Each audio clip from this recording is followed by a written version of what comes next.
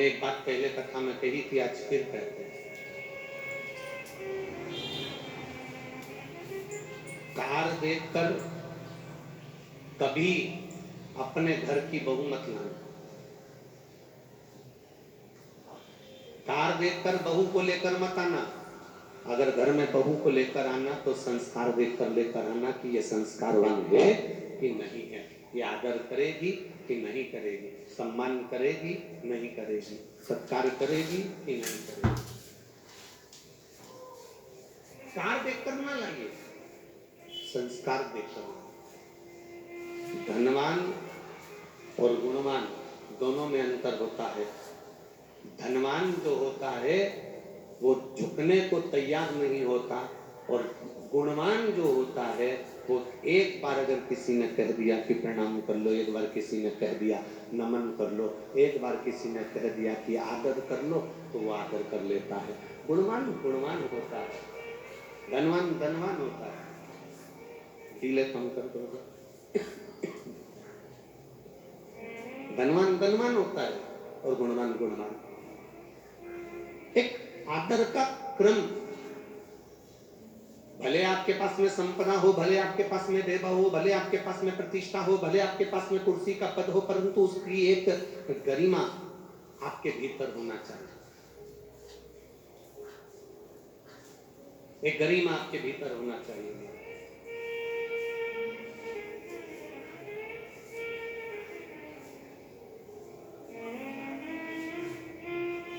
कथा में कभी भी जाना, किसी भी कथा में, चाहे तुम भागवत जी में जाओ, राम कथा में जाओ, चाहे आप कृष्ण कथा में, चाहे आप शिव महापुराण में जाओ, पर अपने पद को, अपनी अभिमतता को, अपने अहंकार को दूर रख कर जाए, बहुत दूर रख।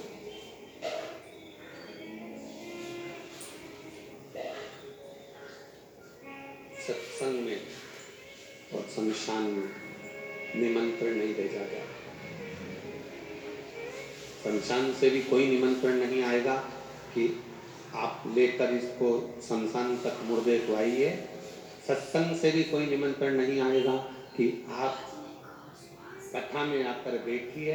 ये निमंत्रण नहीं देना है आपको, तो सीधा सीधा कह देना है, साहब शिव महापुराण की कथा है, कोई कहे कि गुरुजी बताओ, सेठ जी आप कथा करवा रहे हो, आप यजमान हो, हमें आगे बैठना है, हमें बीच में बैठना है, हमें यहाँ बैठना है।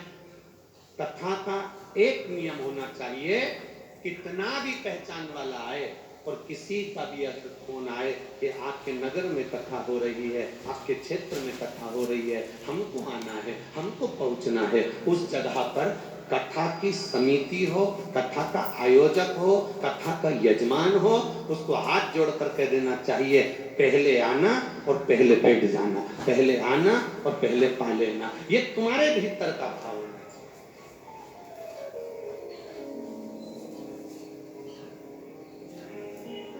ये अपने भीतर के भाव को हमें प्रकट करना है।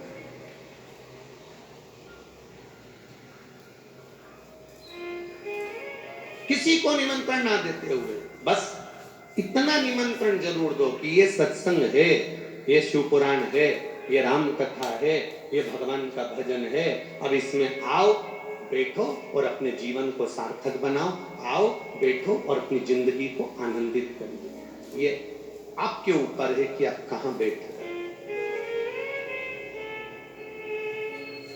एक बात आप लोगों से पूछना चाहेंगे, अगर उत्तर दो तो अच्छी बात है। जिसके पांव दुखते हैं, जिसके पांव में तकलीफ होती है, जिसकी कमर में तकलीफ होती है, जिसकी कमर दुखती है, पांव दुखते हैं, वो कुर्सी ढूंढते हैं कि नहीं ढूंढते हैं? बोलो, जम के बोलो जरा। बैठने के लिए कथा में आए हो, ढेर सारे आए हो, जिसका पांव दुखता है वो भी कुर्सी ढूंढेगा, जिसकी कमर दुखती है वो भी कुर्सी ढूंढेगा।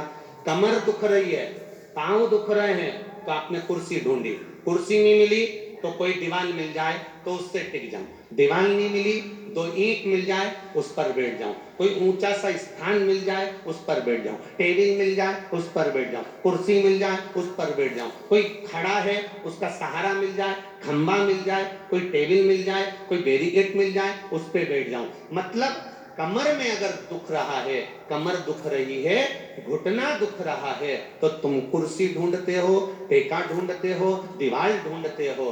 शास्त्र कहता है जब कमर में दुखता है, जब कहीं घुटना दुखता है तो आप कुर्सी ढूंढते हो। शिव पुराण कहती है जिंदगी में जब तुम्हारा दिल दुखे, जब तुम्हारा मन दुखे, तो जैसे सत्संग में तुम कुर्सी ढूंढते हो तो दिल दुखे तो मेरे महादेव को ढूंढने का प्रयास करना। वो जिंदगी का ऐसा सहारा देता है कि फिर कुछ हमारे पास आनंद के सिवा रहता ही नहीं।